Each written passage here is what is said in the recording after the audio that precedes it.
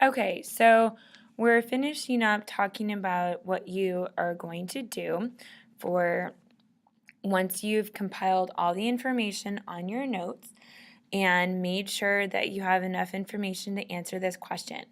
So your claim is, like I said before, is about whether you think Thomas Jefferson did or did not live up to his words, all men were created equal. So I decided for my practice that he didn't live up to his words, all men are created equal, and they're endowed by their inalienable rights like life or liberty and the pursuit of happiness. My piece of evidence then needs to come from the notes. Okay, I'm going to again write it as a topic sentence. So I'm going to write it in black to show what my writing is versus what the organizer says. So my first one is going to be about slavery.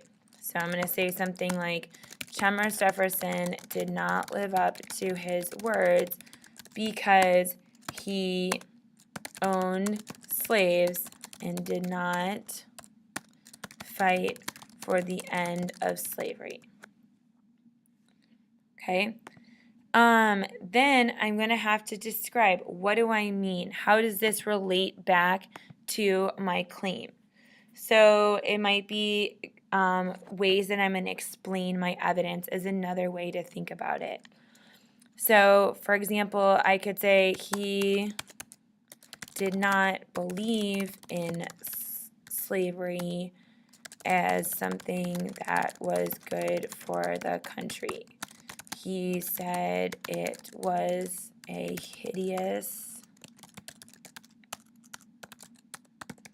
blot, as one example. However, by never freeing his slaves, he denied human beings the right to pursue their own happiness, have liberty, freedom, and sometimes their own life, not really sometimes, and their own life. So that's one way. This means that he went against his own words. Okay. Okay. So that would be one example of how you could argue. I believe, or you don't really want to use the words I. So instead of saying I believe, you can say things like Thomas Jefferson's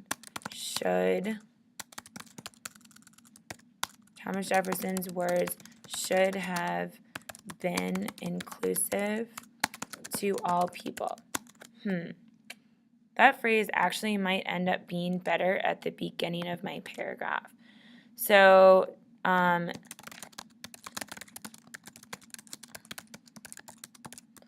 might end up coming back to this, and I might edit it a little bit more, but I'm going to get my ideas down.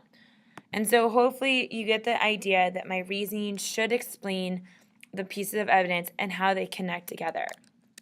So I might just wrap it up with another sentence that says something like, and therefore Jefferson really shouldn't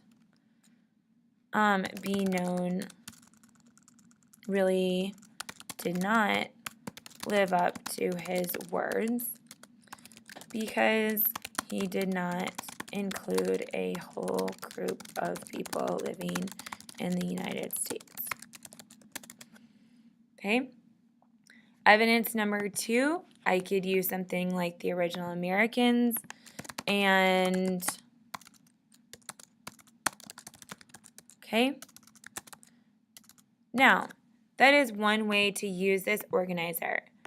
When you get done, if you've done all of this and you have time left over and you've done all of your reasoning boxes and you filled out the challenge, then,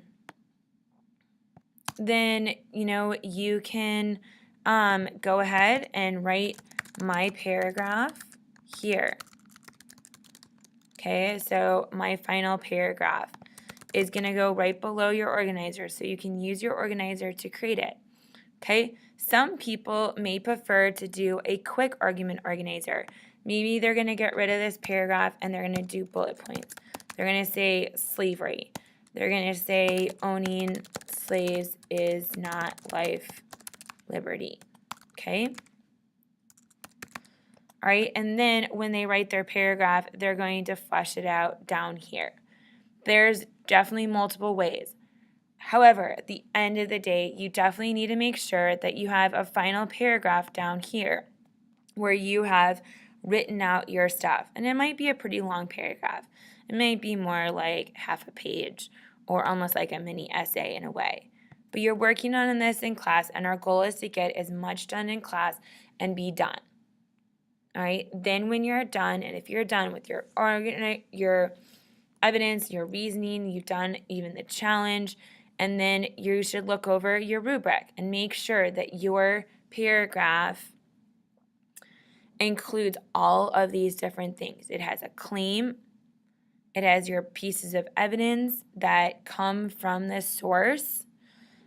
Reliable source is a paraphrase, would be like your gallery walk.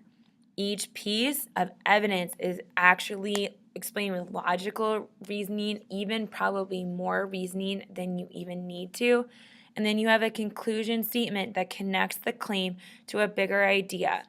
So that's like conclusion. Okay, so this is like your conclusion here. So we're actually not going to call this the challenge.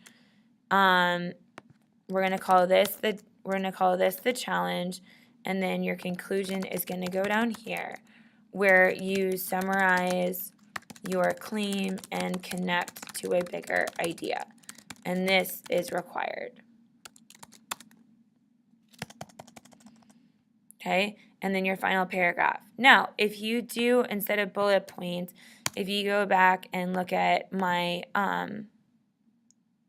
my old thing, and you have this going on here, and you wanted to do a whole paragraph here, okay, and you did paragraphs, then you could cut and paste that and put that into your final paragraph. It's not like if you write whole paragraphs here, you have to rewrite them here. You can just copy and paste them. Or you can leave it in the organizer, although I think it looks a lot better, and I think it would be worth your while to copy and paste it and just make a final paragraph after you've organized all of your thoughts and clean it up. If you still have extra time left over and you've already finished up your US map, then polish it, make it look, use amazing, strong argumentative language. Words like horrible, terrific, justice, life, liberty, tragic. Think about ways to describe Jefferson's treatment of different groups of people. And then if you're done with all of that, you're going to hit the turn in button. That'll be up here for you guys. And then you can work on your map.